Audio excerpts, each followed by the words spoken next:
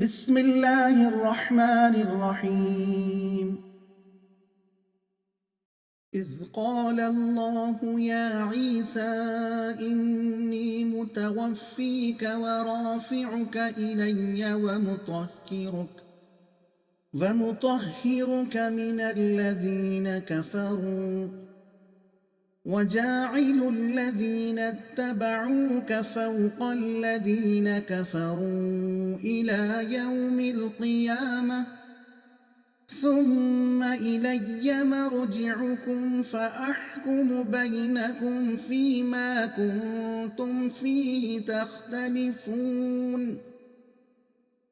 فأما الذين كفروا فأعذبهم عذابا شديدا في الدنيا والآخرة وما لهم من ناصرين وأما الذين آمنوا وعملوا الصالحات فيوفيهم أجورهم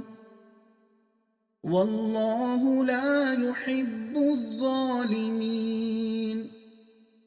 ذلك نتلوه عليك من الآيات والذكر الحكيم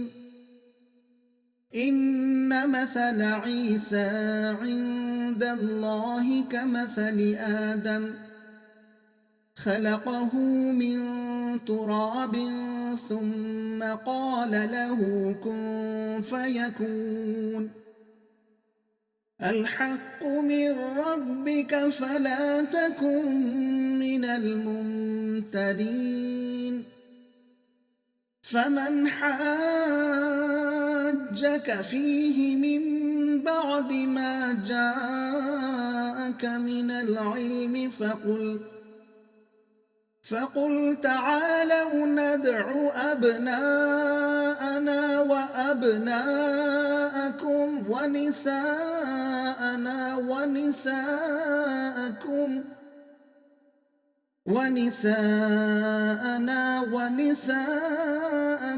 وأنفسنا وأنفسكم ثم نبتهل فنجعل لعنة الله على الكاذبين إن هذا لهو القصص الحق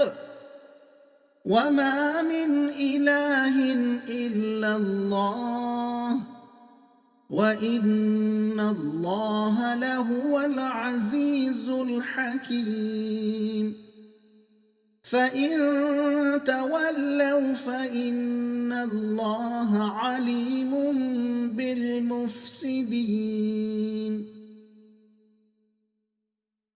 مضمون حضرت عیسیٰ علیہ السلام کو اللہ نے زندہ اٹھا لیا اور ان کی مخالفت کرنے والے ذلیل ہوئے۔ مطلب یہودیوں کا کفر توڑنے کے لیے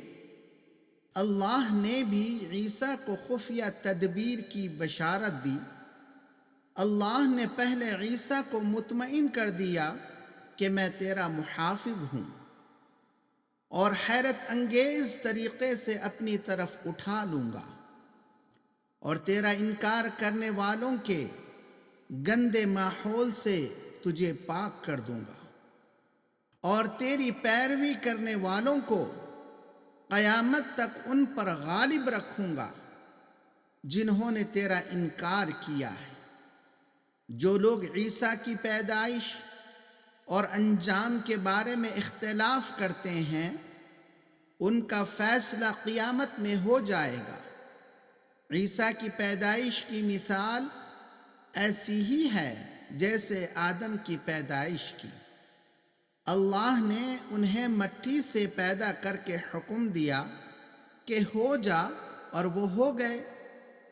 عیسیٰ تو صرف بغیر باپ کے پیدا کیے گئے تھے، مگر آدم تو ماں اور باپ دونوں کے بغیر پیدا کیے گئے۔